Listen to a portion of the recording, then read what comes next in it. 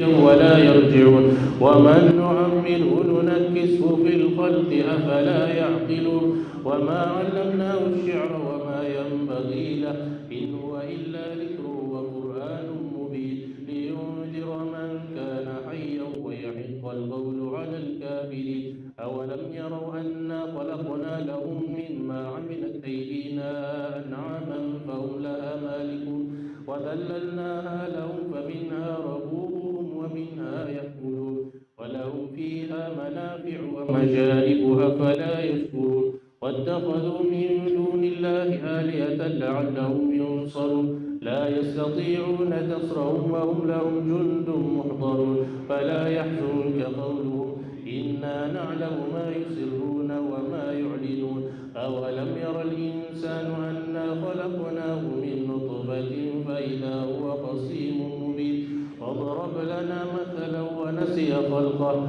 قال من يحيي العظام وهي رميم قل يحيي الذي أنشأها أول مرة وهو بكل خلق عليم الذي جعل لكم من الشجر الأخضر نارا فإذا أنتم منه توقدون أوليس الذي خلق السماوات والأرض بقادر على أن يخلق مثلهم فلا وهو الخلاق العليم إنما أمره إذا أراد شيئا أن يقول له كن فيكون فسبحان الذي بيده ملكوت كل شيء وإليه ترجعون والله الذي لا إله إلا هو عالم الغيب والشهادة والرحمن الرحيم والله الذي لا إله إلا هو الملك القدوس السلام المؤمن المهيمن العزيز الجبار المتكبر سبحان الله عما يشركون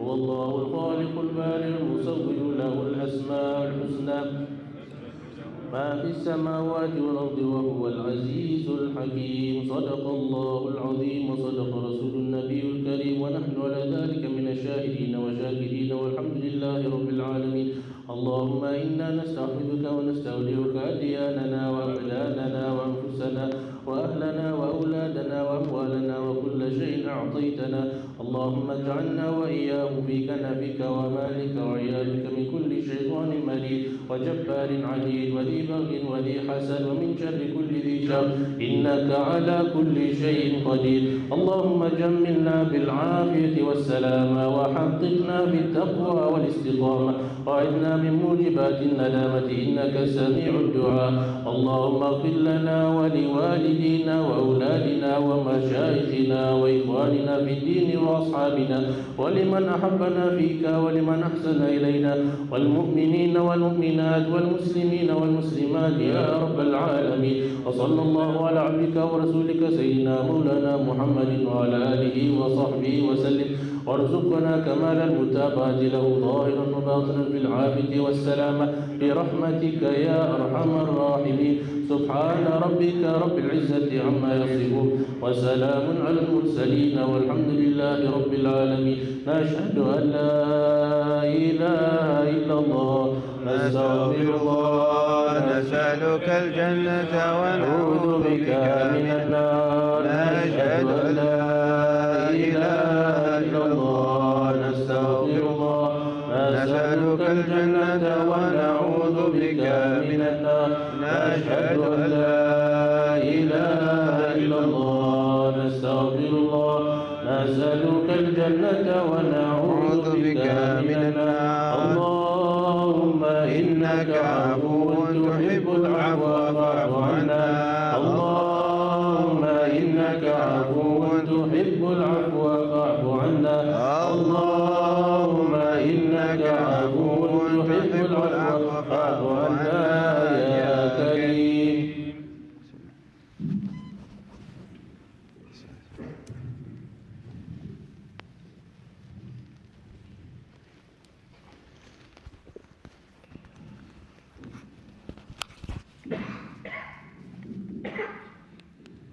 بسم الله الرحمن الرحيم الحمد لله رب العالمين والعاقبة للمتقين والجنة للموحدين ولا عدوان إلا على الظالمين والصلاة والسلام على أشرف الخلق والمرسلين نبينا ومولانا محمد وعلى آله وصحبه أجمعين. The younger brothers that are sitting at the back can come closer to the front, inshallah. And the seniors may remain where they are, or they can also come closer. And whoever is senior can decide for themselves who's senior. But those who are younger should come closer, inshallah. All praise belongs to Allah subhanahu wa ta'ala. And the choicest of blessings and salutations upon our Master Sayyidina Muhammad sallallahu alayhi wa sallam. Usually on a Sunday morning we have a hadith class. We read from the text Taqrib al-Asanid of the great scholar Hafiz al-Iraqi rahimahullah tabaraka wa ta'ala. Hafiz Abdurrahmaan al-Iraqi, and with the commentary of his son Hafiz Ahmad bin Abdurrahim al-Iraqi. And this morning, however, since it's the first day of the month of Ramadan, we thought that it would be apt to do a refresher course on the Fiqh of Fasting. And the chapter of fasting, our scholars usually discuss before the chapter of Hajj. And one of the reasons why they discuss fasting before Hajj is that fasting is more virtuous than Hajj, on the one hand. And on the other hand, there are much more Muslims upon whom fasting becomes compulsory over the number of Muslims upon whom Hajj becomes compulsory. So they discuss fasting before Hajj. And fasting is something that is not peculiar to Islam. There was fasting in previous religions, but not in the exact format that we find ourselves fasting. Allah subhanahu wa ta'ala said, Ya ayyuhalladhina amanu kutiba alaykum as-siyam. Fasting has been prescribed, written for you, kama kutiba ala alladhina min qablikum, as how it was prescribed and written for those before you. لَعَلَّكُمْ تَتَّقُونَ. And it became compulsory in the month of Sha'ban, in the second year after the Hijrah. No. In the second year after the Hijrah. So the first year that fasting became compulsory upon the Muslims was the same year where the Battle of Badr took place. The first Ramadan was a Ramadan wherein they fought the disbelievers on the plains of Badr. And Rasul sallallahu alayhi wa sallam, in total, he fasted for 9 Ramadans. The second year, third year, fourth, fifth, sixth, seventh, 8, 9, and he passed away in the 10th year in Rabi al-Awwal. So he fasted Ramadan, Shawwal, Dhul-Qa'dah, Dhul-Hijjah, Muharram, Safar. In Rabi al-Awwal he passed away, sallallahu alayhi wa sallam. So he fasted 9 Ramadans. Of the 9 Ramadans that he fasted, sallallahu alayhi wa sallam, 8 of them were 29-day months, and 1 of them was a 30-day month. Of the 9 Ramadans that Rasul Sallallahu fasted, 8 of them were 29 days, and 1 of them were 30 days. And the scholars, they mentioned that the wisdom behind most of the months of Ramadan that the Prophet ﷺ fasted, being 29 days, was so that his ummah could be consoled that when they have a 29-day month, that the Prophet also had a 29-day month, majority of the time. Sallallahu alayhi wasallam.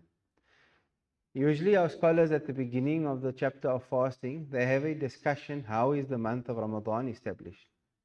How do we come to ascertain that it is Ramadan? And I thought that I don't want to spend too much time on this morning, because we all know it's Ramadan and today is the first of Ramadan. Even though there's a number of aspects related to this discussion that are important. Today, sadly, there are views that have crept within our community that have not existed in the past. We used to have a 2 Eid conflict when it came to the Eid of Hajj, Eid al-Adha, or Barang Hajj. And now people have made the Eid of Ramadan also area of conflict. May Allah unite the hearts of Muslims. Sometimes it's not important whether your position is right or not. On matters of these nature, we should feel that we want to uphold these important celebrations and occasions as one, whether I believe my position to be right or wrong. Right? Why should I be the cause of brothers and sisters and sons, brothers and celebrating Eid on a different day to brothers, and sisters on different days to sisters, and sometimes children on a different day to their parents, or parents on a different day, because I feel like I have a lot of knowledge and my opinion matters. Why do I have to create conflict? Right? When it comes to these type of disputes, I always mention to our brothers and sisters that even if I felt very strong upon a certain position regarding this matter, my encouragement would be follow what the majority is doing. And the majority in our community at this point in time predominantly follow the views expressed by the Muslim Judicial Council. Tomorrow, if the majority is somewhere else, stick to the majority. Rasul sallallahu alayhi wa sallam, he said, alaykum bis sawadil a'zam. Stick to the majority. And then he said, sallallahu alayhi wa sallam, وَمَنْ شَذَّ شَذَّ فِي النَّارِ. The one who wants to be different and alone, standing one side, not siding with the majority, the Prophet ﷺ said that person will be alone in the fire of Jahannam. And we're not making dua that anyone goes to the fire of Jahannam. May Allah accept all of us to be from the people of Jannah. Whether I celebrate with whatever I want to celebrate. But these are points that we should try to bring our hearts together and stick to the majority as our Prophet Muhammad sallallahu alaihi wasallam encouraged us. So in general, the month of Ramadan is established by two ways. Now, the scholars actually list 6 different ways. I'm only going to speak about 2 because there are 2 ways in which Ramadan is established that applies to the majority. The first is that the month of Sha'ban is concluded 30 days. That's what happened this year. On Friday evening, they went out to sight the moon. The moon was not sighted anywhere in South Africa. So Friday night was immediately after Maghrib on Friday. It was either the first of Ramadan or the last day of Shawwal, depending on last day of Sha'ban, depending on whether the moon is sighted. Since the moon was not sighted, Sha'ban became 30 days. The first way in which the month of Ramadan enters is Sha'ban concludes 30 days, because Sha'ban cannot be 31 days. When Saturday was the 30th of Sha'ban, automatically when the sun set yesterday evening, Saturday Maghrib, automatically Ramadan entered. No Qadi was needed, no Hakim, no witnesses, no nothing. 30 days of Sha'ban ended, khalas. Ramadan starts, that's how Ramadan started last night. However, if the moon is actually sighted, then a different procedure takes place. The person who sighted the moon has to be a person of integrity. He must be an adl of shahada. He should have integrity. And after he sighted the crescent of Ramadan, he needs to present his sighting to a hakim, a judge. And the judge will then either accept his testimony or reject his testimony. The old system of our community is that the shuyukh of the Zawiyah in Homer Estate, previously it was our late Shaykh Siraj Hendricks, may Allah fill his grave with light, that served as the Hakim of the Muslim Judicial Council in relation to matters of moon sighting. And after the passing of Shaykh Siraj, Shaykh Ahmad Hendricks, his brother, was appointed as the Hakim with regards to matters relating to moon sighting. If anyone in the Cape sights the moon, they would contact Shaykh Ahmad and they would say to him, Ya Shaykh, ashhadu anni ra'aytul hilal. I bear testimony that I saw the crescent of Ramadan. And if Shaykh Ahmad accepts that sighting from that individual, he will then pass a ruling that Ramadan has entered on behalf of the MJC. These days, however, all major Islamic bodies in South Africa has come together and they formulated an organization known as the United Ulama Council of South Africa, UCSA. And UCSA within themselves have a Hilal committee. Alhamdulillah, I serve on that Hilal committee. So wherever the moon is sighted in the country, whether it's Western Cape, anywhere in South Africa, they would contact scholars belonging to the major organizations in South Africa, who would contact the Hilal Committee of the United Ulama Council of South Africa, and one of the seniors would accept that sighting within the committee. Manna Bam or someone else will do a small investigation regarding the sighting and circumstances around the sighting to ascertain its validity. And once he and the committee accepts that sighting, the Hilal Committee of the United Ulama Council of South Africa would then release a ruling that the moon has been sighted and Ramadan has entered. So these are the two major ways. Somebody sights, they give their testimony to the Hilal Committee of UCSA, the United Ulama Council of Africa. In the Western Cape, they would give it to Shaykh Ahmad and also to the Hilal Committee. So we maintain our structures here local, while also applying ourselves to the structures of South Africa at large. Once that committee receives the sighting, they pass a ruling that Ramadan has entered. If there's no sighting, then Ramadan enters when Sha'ban concludes on 30 days. That's the long and short of it. I don't want to speak more about. This is the position of Ahlul Sunnah wal Jama'ah, of the Madhahib al-Arba'a. This is the safest position for you and I to follow. And it's the position of more than 90%, if not 95% of Muslims of South Africa. That's what I mean when I speak about a majority. If you want to be from the 5%, then you must really ask yourself, why am I wanting to be from this 5%? Why can't I just forget about, why do I have such a high opinion about my view that I'm willing to break away from 95% of Muslims in South Africa? And is it not preferable for me, even if I had the view that was contrary to that of UCSA, I should say to myself that why should I feel so confident in my view that I want to take all my followers and students and cause them to break away from their families and the majority of Muslims in our community? It does not add up. May Allah subhanahu wa ta'ala allow us to do things with sincerity and in the best interest of our communities. Ameen ya Rabbil Alameen. So that's in relation to the entering of the month of Ramadan. There are additional discussions around that, but it's not important for us to get into that right now, and we don't have a lot of time as well.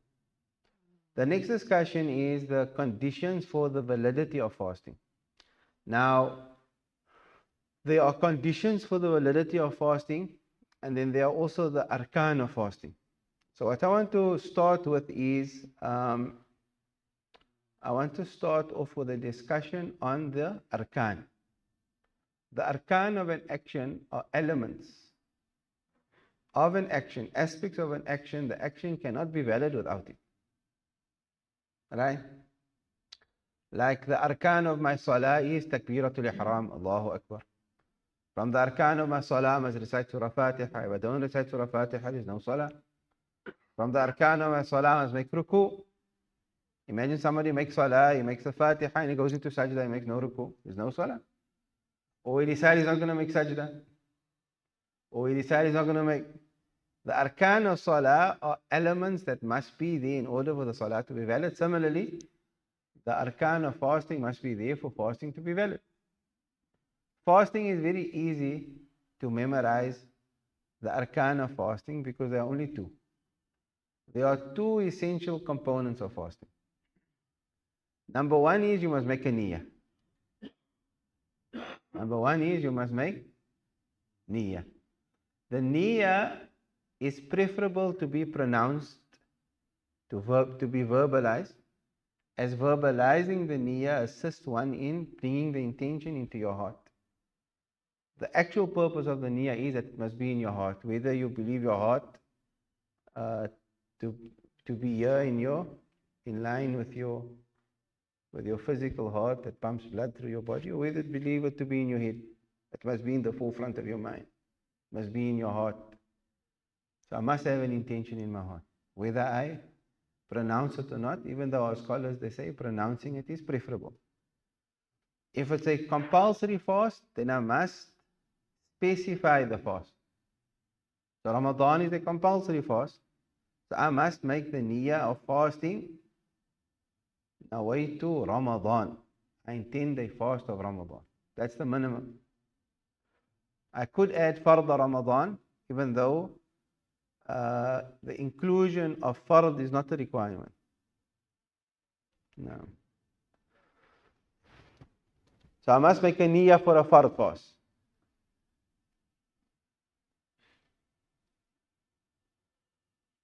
Sorry, when I say fard fast, I must specify what the fast is. So I must say it's the fast of Ramadan. That is to distinguish between a nafil fast. In a nafil fast, I don't need to distinguish what fast exactly I am fasting. I can just say I intend a sunnah fast. I fast the day of Arafah. Right? The day of Arafah is a great day to fast. What's the virtue of fasting the day of Arafah when the Hujjaj are standing on Arafah? They can't fast, but you and I can if we're not on Arafah. If I fast the day of Arafah, Allah subhanahu wa ta'ala forgives me a year of sins that have passed, and He forgives me a year of sins that lie ahead. The day of Arafah is a great day. Must I say I intend to fast the day of Arafah? Or can I just say I intend to fast a nafil fast? When it's a fard fast, I must say it's the fast of Ramadan. Or it's a qada fast of Ramadan. Or I'm fasting a vow that I've taken. I specify it. But if it's a nafil fast, I don't need to specify. Ala kulli hal. So the first thing is you need to specify what fast it is. Secondly, you must make the compulsory fast, you must make the intention at night. I mentioned this in the masjid last night. Anytime from Maghrib to Fajr, I must make an intention to fast the next day of Ramadan. If I don't make the intention anytime between Maghrib and Fajr sets in, then I have not fulfilled the first rukn and my fast is not valid. Right? Therefore, as parents within our homes, we should constantly remind our children, make your niyyah. If they don't make the niyyah before Fajr, fast is not valid. Right? And I mentioned last night, for this reason, in our masajid of old, the Imam, he dictates the niyyah for the jama'ah every night in the masjid. If you're not somebody that is here after the witr salah, when the Imam is dictating the niyyah, then make sure that you made the niyyah, otherwise your fast won't be valid. When you're having futur in the morning, remind your family, make your niyyah, otherwise your fast won't be valid. You need to say, I intend to fast this day of Ramadan. If you add the additional parts of the niyyah that you make, there's no problem. A lot of it is not necessary, but it's nice. نويت صوم غد عن أدائي عن أدائي فرضي شهري رمضان هذه سنتي لله تعالى إيمانا واحتسابا. All of that's not necessary, but it enhances the niyyah. It reminds you of why you're fasting. So the first thing is the niyyah. Now, that's the first rukun. And the niyyah must be made at night for a fard fast. If it's not a compulsory fast, then the niyyah does not need to be made at night. If I'm fasting the day of Arafah, or the 6 days of Shawwal, or Monday and Thursday, or the 3 white days of the month, any sunnah fast, I don't need to make a niyyah at night. I can make the niyyah, I can saw, Fajr can enter, and then I can make the niyyah. Or I can wake up in the morning without an intention of fasting. Right? Go to mosque for Fajr, come home, have a sleep, wake up 10 o'clock. As long as I never had anything to eat or drink, or I haven't done anything that would invalidate a fast, I'm allowed to make an intention to fast any time before Dhuhr enters. Once Dhuhr enters, then, and I want to now make a niyyah for a nafil fast, I can't. So 11 o'clock, 12 o'clock, up until whatever time Dhuhr enters. Dhuhr enters any time between 12:30 and 1 o'clock. So as long as Dhuhr is not yet entered, and I never ate anything for the morning, never had any sexual relations, and I decide to have a nafil fast, I can make an intention for a nafil fast. But for a compulsory fast, my intention must be made before Fajr, between Maghrib and Fajr. That's the first rukn, your niyyah.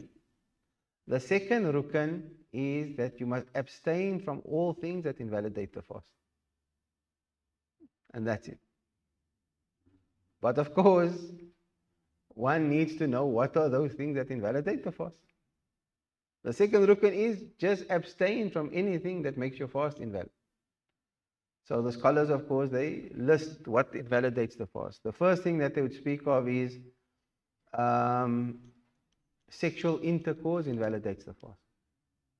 That's one of the most serious things that invalidate the fast.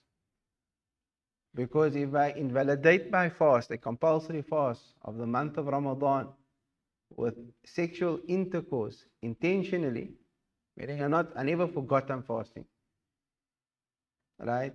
And out of choice, I decided to have intercourse. It's not like your wife pulled out the gun and said, have intercourse with me. Then you are forced. There's a different story. You're forced. So you, number one, you know that having sexual intercourse is haram, which means that the ignorant person can be excused, but not any ignorant person is excused. You have an ignorant person who is excused, ma'adhur, and an ignorant person who is not ma'adhur. An ignorant person that is excused, so somebody had intercourse with his wife. He said, you can't have intercourse in the month of Ramadan. He said, I never knew. Will he be excused, yes or no? The person who just became Muslim will be excused. He just became Muslim. He doesn't know the Sharia very well. The other person is that a person that grew up in a community where there's no ulama, there's no scholars for him to consult and speak to. No. Right? Somebody that grew up in our community and he has sexual intercourse and he says, I never knew it's haram, will he be excused? No. Today, almost in every area, you're going to find a masjid and you're going to find an imam and you're going to find scholars and students of deen. So you won't be excused. So an ignorant person regarding the fact that intercourse is haram, that will be excused, is one who just became Muslim, number one. Number two is he grew up in an area where there's no ulama. In fact, today with the internet and the easy access we have to scholars, you'll barely find a place where somebody will be excused because he, on account of not having access to ulama. Now, by choice, somebody was coerced. Now, so a person that has sexual intercourse in the month of Ramadan, knowing that it's haram, by choice, his fast is invalid. But not only is his fast invalid, he has to pay an expiation. Al-kaffaratul uzma. Right? Normally, if a person breaks his fast, he eats in the day of Ramadan. Right? His fast is broken. And he is sinful. But all he needs to do to make up for that fast is to make qada. He fasts one day and he makes up for that fast. But the person that broke his fast, knowing that it's haram, by choice, with sexual intercourse, that person must make qada of that day, but he must also pay a kafara. What is the kafara? He must set free a slave. He must set free a Muslim slave. That's the first thing. Are there any Muslim slaves for you to find today to set free? No. There's no slaves. Slavery has by and large 99.9% been abolished. And it was the intent of the Sharia to abolish slavery. The Sharia never envisaged a world where slavery will continue forever. So, you must set free a slave. If you can't set free a slave, then what? فَصِيَامُ شَهْرَيْنِ مُتَتَابِعِينَ. Must fast for 2 consecutive months. I had sexual intercourse in the month of Ramadan, fast for 2 consecutive months. If I fasted for 30 days and then I said, you know, it's getting difficult for me, I'm going to take a break. If I take a break of one day, I must start the 60 days from over. If I fasted for 55 days and then I missed one day, start from over.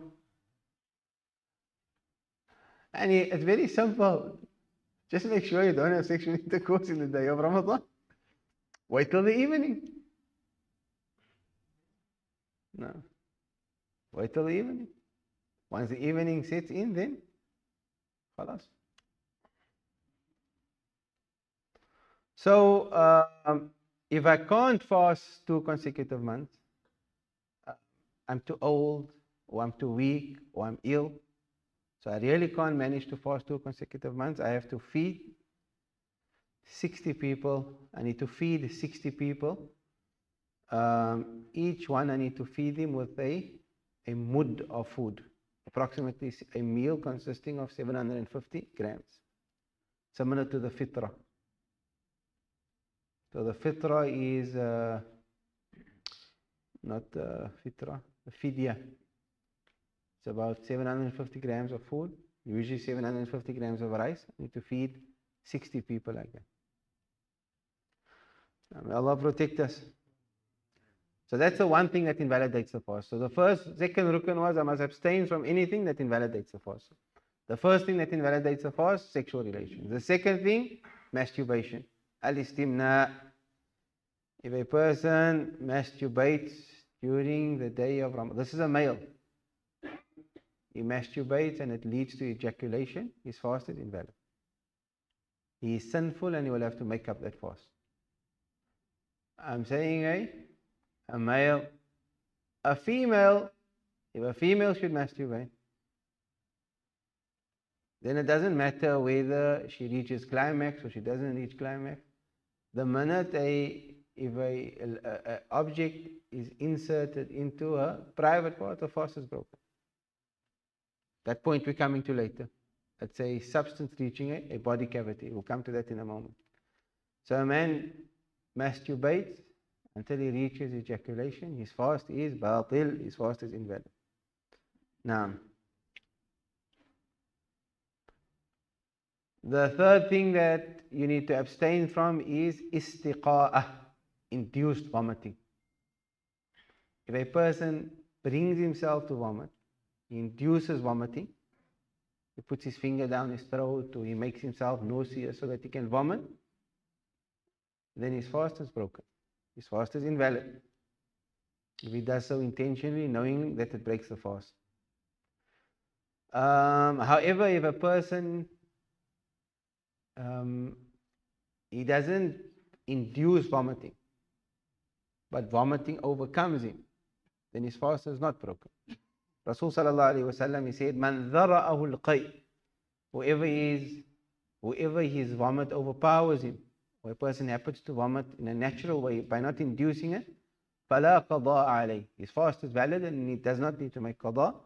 وَمَنْ اسْتَقَاءَ فَعَلَيْهِ الْقَضَاء. The person who makes himself vomit, that person's fast is invalid, says Rasulullah sallallahu alaihi wasallam. Then the most important thing that you need to abstain from when fasting, and this requires you to be focused. If we leave here this morning, just understanding this one point, we would leave with a large portion of knowledge. The next thing that you must abstain from, what invalidates the fast, is the reaching of a substance to a body cavity via an open orifice. Right? I need to be focused. I said a lot of things that may sound foreign to you. Wusulu aynin, the reaching of a substance. Doesn't have to be food. Doesn't have to be drink. It can be something as small as a sesame seed. It could be something that is not even food. It can be a stone. Our jurors actually make that example. Like a sesame seed, they say, even if it's something you normally don't eat, like a pebble.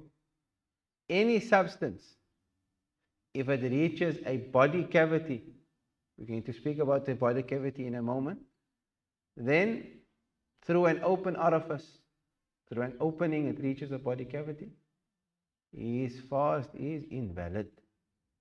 So the common examples of this is eating and drinking. Any food or drink is a substance that reaches a body cavity. My body cavity in relation to my mouth, something that comes. So my mouth is an open orifice. It's an opening that leads to a body cavity. My mouth. Right? My body cavity in relation to my mouth starts by the scholars call it the ghalsama, which is the epiglottis. Actually, I should show you an image for you to understand what I'm speaking about. It's the area between the uvula. Do you know what's the uvula? Hafiz saying? The klein tongachi, that's the uvula. So the klein tongachi, the uvula. Beneath that, there's another piece of protruding, let's call it flesh for now. That is called the ghalsama or the epiglottis. If in between the uvula and the epiglottis, basically if I look at the klein tongachi and I pull a line down, if anything passes that, it has reached a jawf and my fast is invalid. Right? So think of examples. Anything that I swallow that is considered to be a substance that goes beyond that area, the uvula and epiglottis, invalidates my fast. Interesting examples of this would have been the COVID test. When they took the swab of the COVID test, how far did they push it? Past my uvula to the back of my throat, khalas, it breaks my fast. It's a substance that reached a body cavity. You understand that? There is a possibility, they can also take the COVID test. I mean, COVID is no longer an issue. But they can also take a COVID test by taking it from your tonsil area, in which case they don't push the swab beyond the epiglottis or beyond the uvula. But in most instances, they have to push it to the back of your throat. Alas, your fast is broken. Another opening into the body is the nose. Right? So how far must something go up your nose to? It validates your fast. Where does the body cavity start? The body cavity starts, the scholars they say, by the qasaba. The qasaba is this bone over here. Just here, this bone here, that's the qasaba. If I draw a line down like this, anything coming beyond this part of my nose invalidates my fast. Therefore, Rasul sallallahu alaihi wasallam, he prohibited us when performing wudu while fasting to sniff water deep into your nose. Normally, the sunnah is when you make istinshaq, when you push water into your nose, the sunnah is to sniff it as deep as you can and then to blow it out. When you're fasting, the Prophet prohibits you from sniffing water deep. Because if water goes beyond the qasaba, this area over here, it reaches a body cavity and your fast is broken. Can you see that? Inshallah, I must try to share images with you so you can see exactly what I'm talking about. So this is the qasaba. What about the COVID test through the nose? That goes far beyond the qasaba. A COVID test through your nose, break your fast, no question asked. Right? Medication through my nose breaks my fast. A nasal spray breaks my fast. Any substance that's going to go beyond my qasaba will invalidate my fast. Right? What other openings are there in the body? Your ears.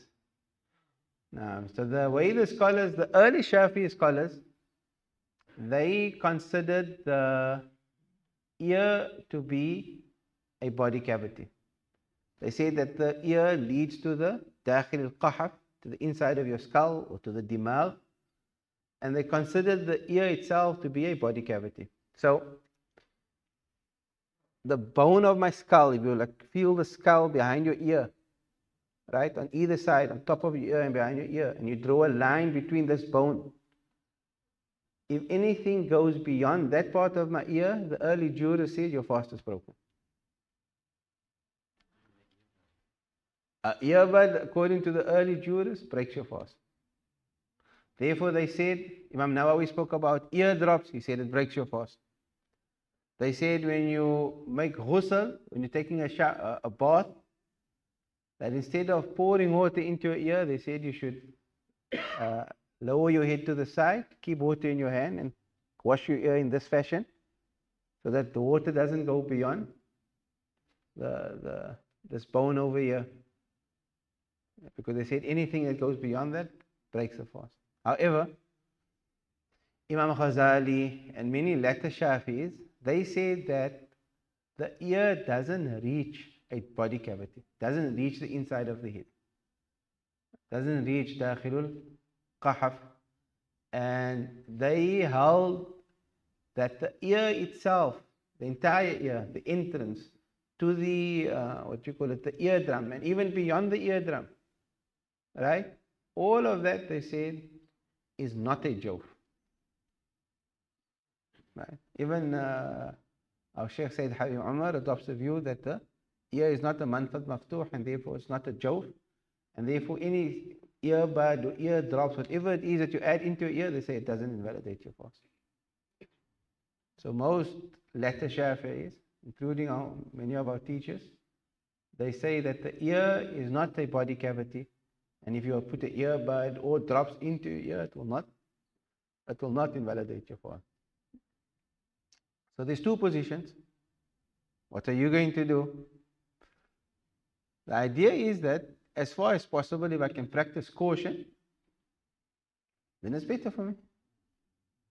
If I can practice caution, it's better. However, if I decide not to practice caution and adopt the view of latter Shafi'i scholars who say the ear is not a body cavity, and I decide to use eardrops or put the earbud in my ear, I should also feel content that I'm following the views of scholars that says that something entering the ear does not invalidate the fast. So he spoke about the mouth, epiglottis and uvula. We spoke about the nose, the qasaba over here. We spoke about the ears. What other openings are there to the body? Your eyes. Does if I use eye drops, will it invalidate my fast? Yes or no? If I apply kuhl antimony to my eye, will it break my fast? Yes or no?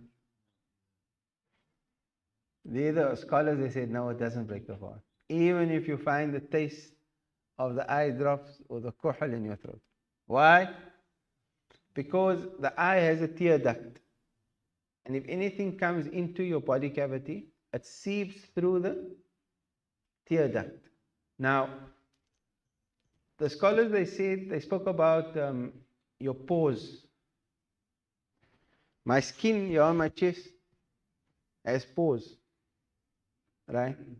And they said if I was to apply an ointment or a cream to my chest, and then it gets absorbed through my pores into my body cavity, my lower layer of skin which is in my body cavity,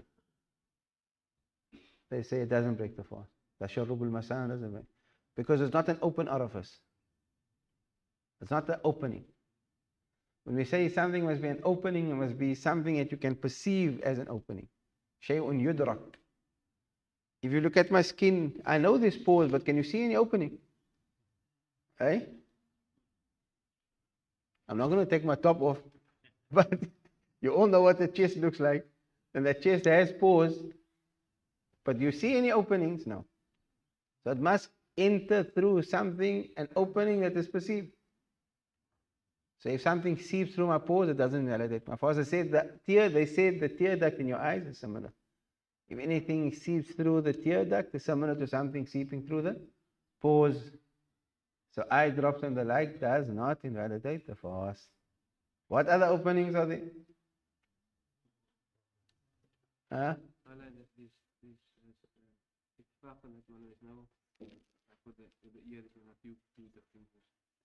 There's generally agreement on it now. What other openings are there? What other openings are there? I don't hear Shaykh Shafi. Eh? The private parts. That's the opening. Right? With regards to the anus, The jurists, they say that the immediate part of the anus, the area that you would sometimes insert your finger when making istinja, they call that the awwal al-masraba. It's about a centimeter. They say that's not jawf. So if you were to insert what you call it, suppository, or your finger in the anus for about a centimeter, it's considered to be the masraba, awwal masraba, and it does not invalidate the fast. But anything beyond that, once you reach a centimeter deep, you reach the rectum. Once you reach the rectum, if anything reaches the rectum, the fast becomes invalid. Can somebody go for a colonoscopy when they're fasting? Will it invalidate the fast? Yes or no? Will it invalidate the fast? Can I go? Why would you go for a colonoscopy in the first place? Because you just felt like, today feels like a good day for a colonoscopy. Why are you going? Right? Because you're sick. If I'm sick and the doctor tells me I need a colonoscopy, and it's a sickness that makes tayammum permissible. What makes tayammum permissible? If I don't go for this colonoscopy and get treatment for the sickness that I have, my cure will be delayed, or my sickness will get worse, or I may develop some sickness, right? Huduth marad. Then it's permissible for me to go for the colonoscopy. My fast will be invalid, and I'll have to make qada of it. But I won't be sinful, because I'm sick. Right?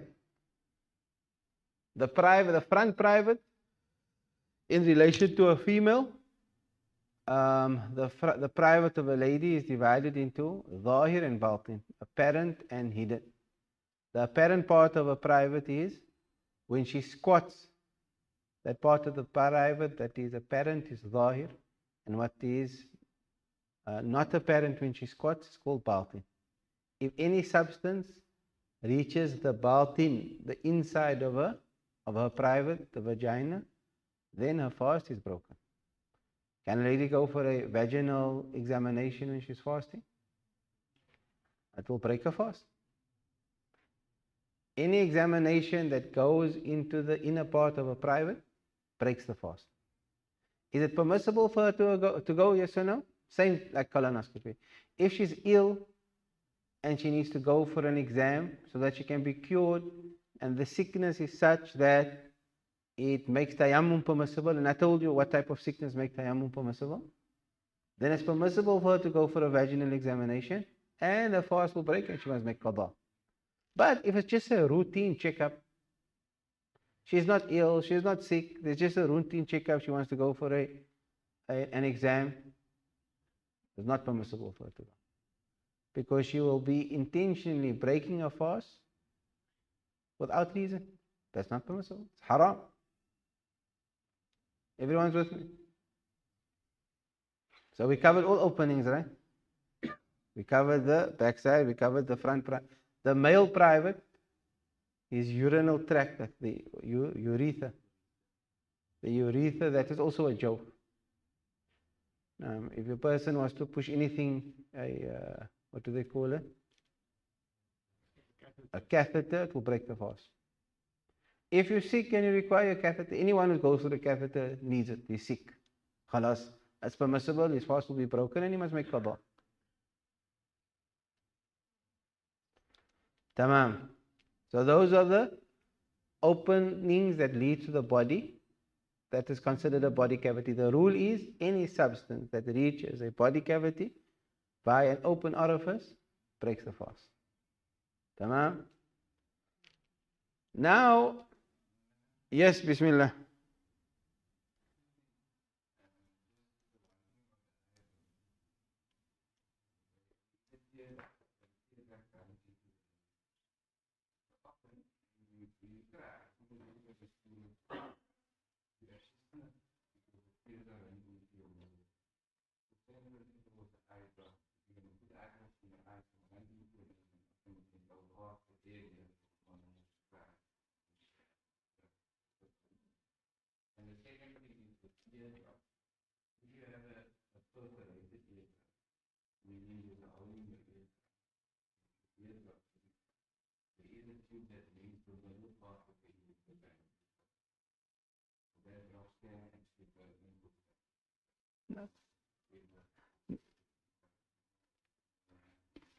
So the tear ducts, we said it doesn't break the fast, right?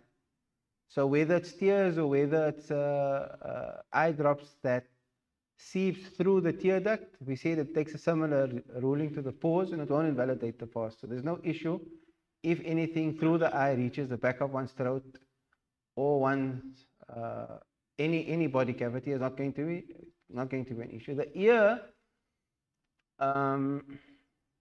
if something was to seep through the ear, let's say the eardrum is punctured and the various layers that comes after the eardrum, because there's definitely an opening between your nasal cavity and your ears. That's why when doctor was now here, I don't need to, but I mean if you're on a plane and your ears are blocked and you blow into your nose, it's air that comes into your ear that opens up your ear, right? So there is an opening. But the way it will eventually, if something was to seep through the ear, the drum and everything else, the various layers, and eventually if it does come into your nasal tract, that would also be similar to the pores and the tear duct. So in both instances, it's not going to break the fast. No. And Allah subhanahu wa ta'ala knows best. So both the ear and the eyes doesn't present any issue in terms of breaking the fast. The ears in relation to the position that latter Shafi'i scholars adopted. The early Shafi'is, they said, khalas, even if something enters the ear before the eardrum, beyond the qahaf, I explained this bone over here, early scholars said that invalidates your fast. Therefore Imam Nawawi said ear drops and the like would invalidate the fast. So these are the openings of the body. We looked at the eyes, we looked at the ears, we looked at the mouth. The mouth we said epiglottis and uvula. We looked at the anus, we looked at the male and female private. The other example they would make is actually the ihleel, the ducts of a lady's that produce, by which a child feeds from a lady. They say that's also an open orifice. But I mean, I don't know of anything going. So that's all open orifices. That's natural. But it will also break if you have an unnatural open orifice. If somebody comes to you, or rather not somebody comes to you, if I take a blade and I stab myself, somebody stabs himself, don't know why he's stabbing himself, but will it invalidate his fast? Yes or no? Yes. Why? Because it's an opening that was created, and via that opening there's a blade reaching a body cavity. It's a substance reaching a body cavity. The rule is that any substance reaching a body cavity invalidates the fast. Here's an interesting one, the asthma pump. Does the asthma pump invalidate the fast, yes or no? Is it a substance? Does it go beyond the uvula and the epiglottis? Then it breaks the fast. It breaks the fast. Most scholars consider the asthma pump to break the fast. The Darul Ifta Misriya, the Darul Ifta in Egypt, they have a fatwa that says that the asthma pump won't break the fast. But they likened it to, there are exceptions. There's one exception that when something reaches a body cavity and it doesn't break the fast, they spoke about the dust of the roads.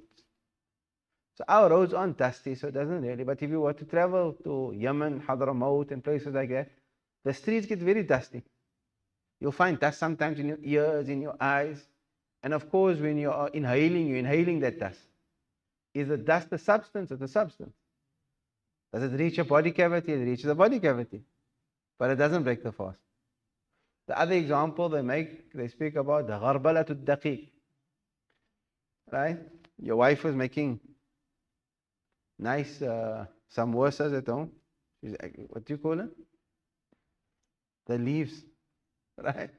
And she's busy with the pur and she's busy with flour. And you walk in the kitchen and you start inhaling flour. They say it doesn't break the fast. Why doesn't the dust in the road or the flour in the kitchen break the fast? So first of all, the Darul Ifta Misra, they said, like that doesn't break the fast, the asthma pump shouldn't break the fast.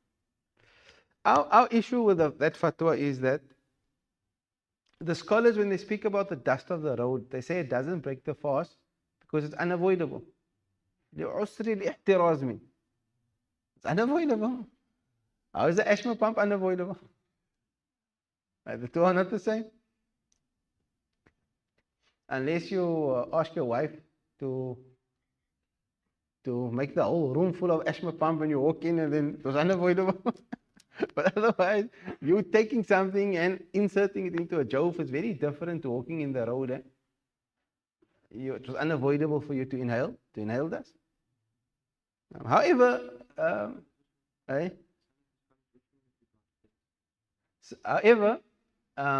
if somebody wishes to adopt the view of the Dar al-Ifta Misriya and use the asthma pump, by all means, that is a reputable organization.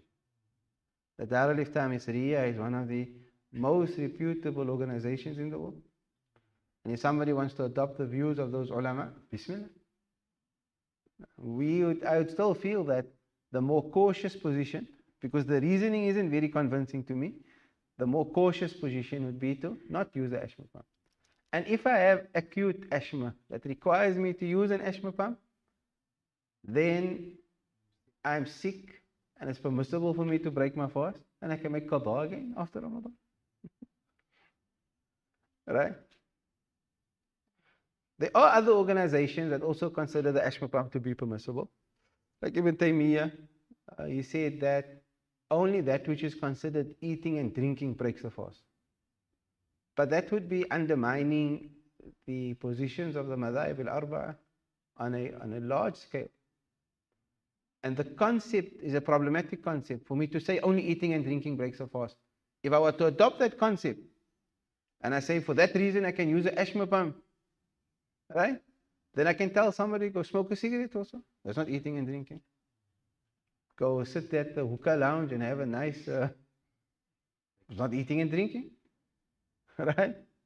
And then also if I look at the Prophet ﷺ, he said that water through your nose breaks your fast. He said you can't rinse your nose. He prohibited you from rinsing your nose too deep while fasting because it breaks your fast. It's water through your nose, eating and drinking. That's not eating and drinking. The Prophet ﷺ is clearly showing us that a substance reaching a body cavity breaks the fast. So the asthma pump, if one wishes to adopt the view of the Dar al-Ifta Misriya, no problem. If one wishes to practice caution, then it's better to practice caution in matters of ibadah. La ilaha illallah. So the two rukns is, I must make my niyyah, and I must abstain from anything that invalidates the fast. Is it ishraq really, Shaykh? So injectable medicine follows the same ruling as... Now, injections, our scholars distinguish between intramuscular and intravenous injections. Muscular, of course, means an injection that goes into the muscle, and intravenous refers to injection that goes into the vein. 99.9% of injections is into the muscle. If you're going to a local doctor for an injection, that's in the muscle. The only time there's really an injection into the vein is when you're in hospital. They place, I don't know what they call it, into your vein, and then they medicate you through that opening. Right? So intramuscular injections doesn't break the fast. If it's a non-nourishing intramuscular injection, it doesn't invalidate the fast. If I go for a flu shot, it doesn't break my fast because it's into the muscle. If it's into the vein, then scholars differ. If it's into the vein, scholars differ. There was a number of things that were discussed. The one is that the opening created by the needle into the vein, is it a perceived opening or not? Is it mudrak or not? Is it to be treated like an actual opening, or should it be treated like the pores? Cream seeping in through my pores. Right? Some Syrian scholars, they say it is not mudrak. But doctors actually deny that. Any doctor can tell. First of all, before we forget about the doctor, you go to a hospital, some family member is ill. You see them have the needle in their vein. If you can see the needle in the vein, how can it not be perceived? You're then seeing the needle is in the vein, how can you not perceive it opening? If there's no opening to perceive, then what's the needle doing in the vein? So there's definitely a perceived opening. Their argument is that when the needle is removed, you don't see any opening. We say it doesn't matter when the needle is removed that you don't perceive an opening. When the needle is there, it's only there because there's an opening. And doctors also tell you that when they do a lot of injections, they say you can actually, when you're injecting somebody, you actually see the opening. So that was the one issue, an injection into the vein. The second issue is the vein. Is the vein a body cavity, yes or no? Many of the Hadrami Mashayikh, they say the vein itself is a body cavity. So when the needle pierces into the vein, they say your fast is broken. Then they say even if you don't consider the vein to be a body cavity, you're administering medicine into the vein. Where does that blood flow to? The blood in your veins flow to your heart. Your heart is in a body cavity. So even if I'm inserting medication into my arm and I don't consider my vein to be a body cavity, it's medication that eventually flows into a body cavity. It's a substance reaching a body cavity. So many of our mashayikh, they say that an injection into the vein breaks the fast. But there are other Shafi scholars, Syrian Shafi scholars, Dr. Hassan Hito and others who say it doesn't break the fast. So you can follow whatever view you're comfortable with. If you want, you can practice caution, and if I need to go for an intravenous injection, just make qada on account of safety. Bismillah, doctor.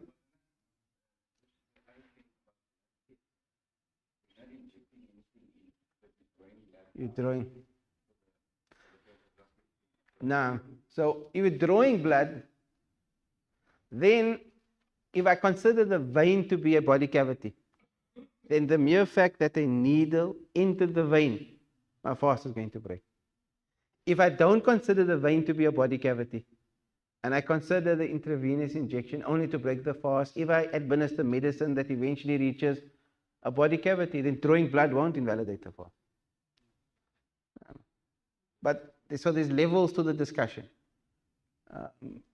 But if you take the view of some of the Syrian ulama, in any case, they say even if you're administering medicine through the vein, your fast don't break. So by them, without a doubt, drawing blood won't invalidate the fast.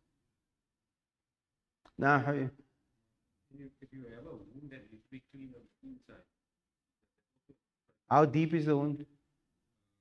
the skin is open, sometimes you need to insert balls on the inside of the skin. No, but that won't be a body cavity. It won't be a body cavity. The lower level of your skin may be in your chest area will be a body cavity. I don't see how it will be a body cavity on your hand. So depending how deep and where. A thorn? MashaAllah.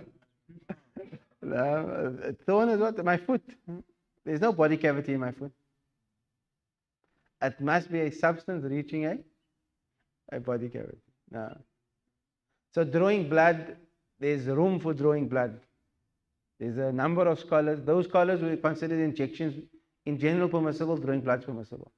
Those who consider the vein not to be a body cavity, by them drawing blood is permissible.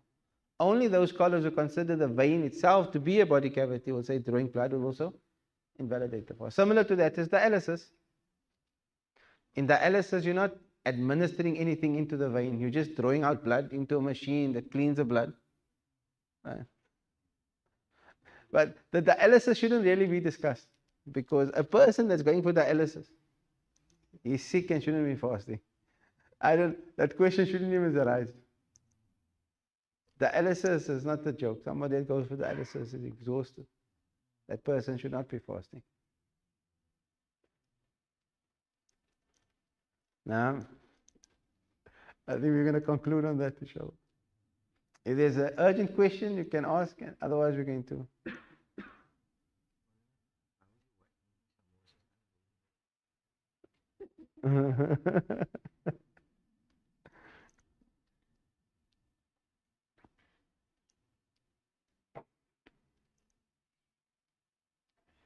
That may be an argument for the Darul Islam Misriya.